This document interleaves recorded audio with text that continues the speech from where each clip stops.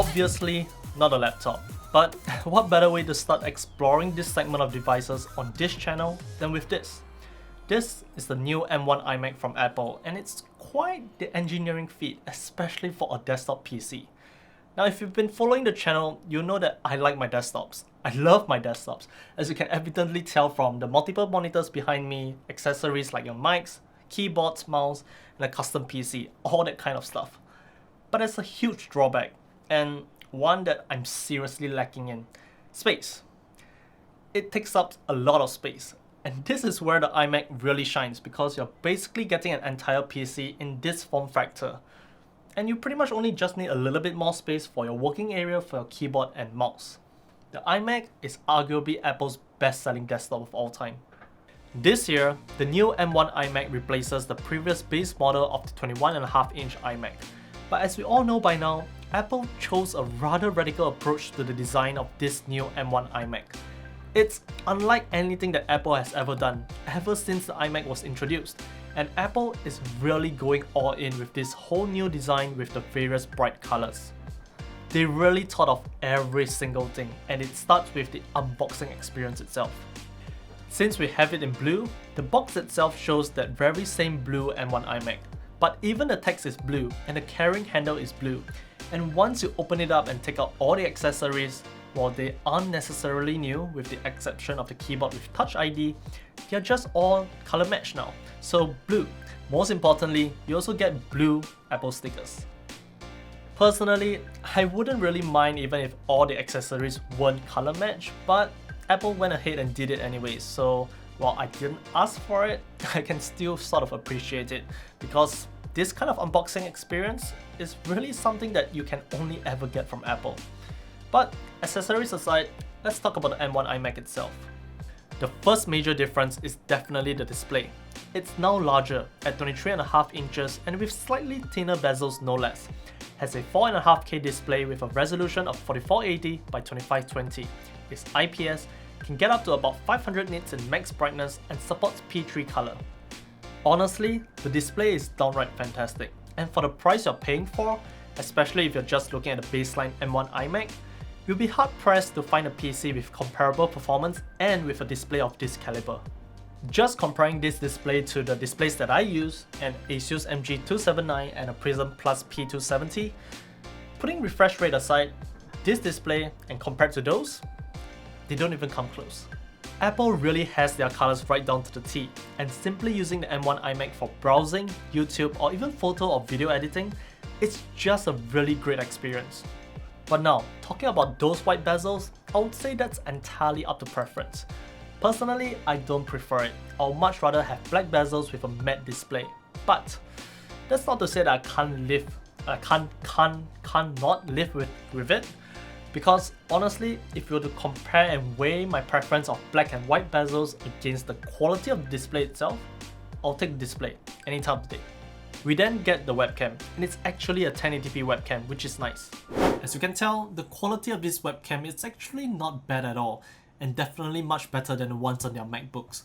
Partly because it's Full HD, so you get that increase in resolution, but even the contrast and the colors, they're all not too bad as well.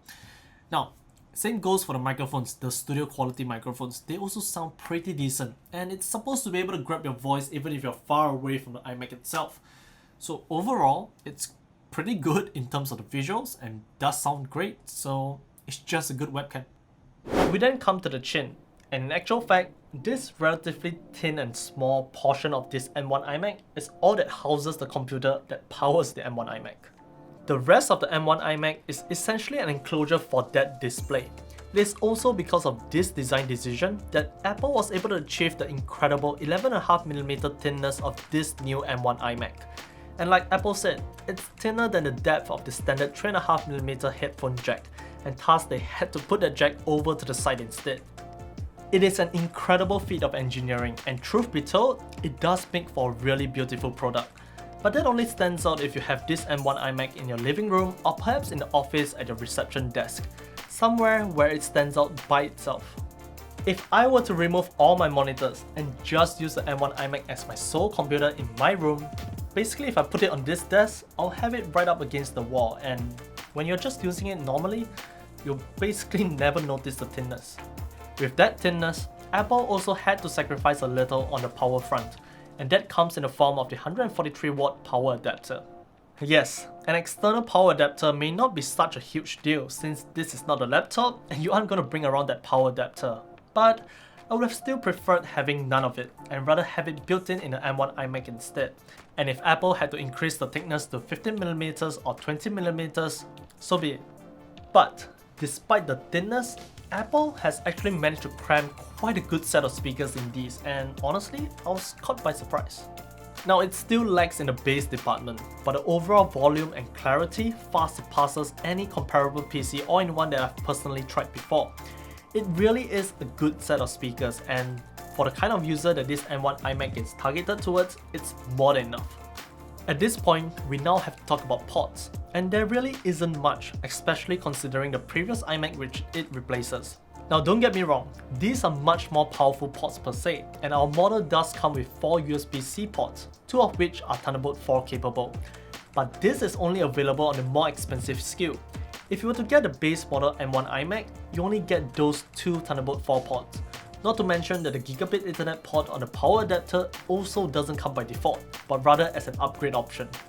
If you're already in the Apple ecosystem with the new iPad Pros or the new MacBooks, then I'm pretty sure you already have USB-C or Thunderbolt 3 or 4 accessories lying around. But if you're someone who's new to the Apple ecosystem, then yeah, just be prepared to have lots of cables and accessories dangling behind your iMac. Speaking of the base model, that also will not come with the new Magic Keyboard with Touch ID, and there isn't even an upgrade option for it. If you're used to the new MacBooks with Touch ID or even an older iPhone, this might just make or break your purchase decision. It just works and it's pretty good. Okay, so we have pretty much talked about everything that's new on the M1 iMac. Now we have to talk about something that's not that new, and it's about performance, which means that Apple M1 chip. If you have seen any reviews of the MacBook Pro or the MacBook Air with that same Apple M1 chip, well, you can expect performance to be downright similar or the same. So, for us, we haven't really reviewed those laptops per se, at least not yet, so we're gonna put it through our own testings, which is our usual benchmarks of Cinebench and DaVinci Resolve, and to give you an idea of how the Apple M1 chip performs in basically this new outfit. So first up, Cinebench R23. It was able to score about 7700 on the multi-core and about 1500 on the single core. These results are pretty much in line with the M1 chip on the MacBook Pro, and understandably so. For DaVinci Resolve, the performance is actually quite outstanding. The 10-minute 1080p project took just about 14 minutes to render, while the 15-minute 4K project took about 17 minutes. Not to mention that actually scrubbing and previewing your edit was smooth, with little to no hiccups at all. I can't quite say the same for Windows. Now, it's not quite real-time just yet for the render, but when you take the temperatures into account, I've almost nothing to say. The M1 chip basically hovered around 70 degrees Celsius at most, and it was able to do so almost silently. The fans were literally running less than 50% of its maximum capability. Barely any noise, if at all. Silent, just like Apple intended their products to be. Now, we didn't really go through a lot of testings or benchmarks with this M1 iMac given our relatively short time with it, but in all honesty, it's just a really good chip. And yes, there might be discrepancies between performance and metrics depending on whether the application is M1 optimized or not, but in all, it just performs great, and it's the kind of performance you can expect from any of the devices running that M1 chip. If you're just going to use this M1 iMac for general usage or anything like that, it's just going to perform great, and even with just 8GB of RAM. But if you dabble more often into photo or video editing, I do highly suggest you go for the 16GB RAM upgrade, because unlike previous iMacs, RAM is no longer self-upgradable since it's now built onto the M1 chip itself. So, all in all, how do I really feel about this M1 iMac from Apple? Honestly, it's just a really good computer. If you just need a computer that can do pretty much everything you need a computer for, and you don't want anything extra to go along with it, this fits the bill, and it's exactly how Apple is kind of positioning this M1 iMac. If you're coming from the previous 21.5-inch iMac, this is a huge upgrade and will run circles around that. Just take note of the differences between the various SKUs available, especially the port selection, the RAM, and the storage.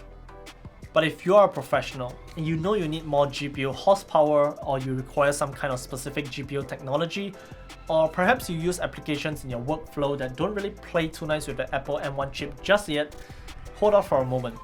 Wait till the next Apple announcement, especially for what they are going to probably change with their new iMac Pros and their Mac Pros.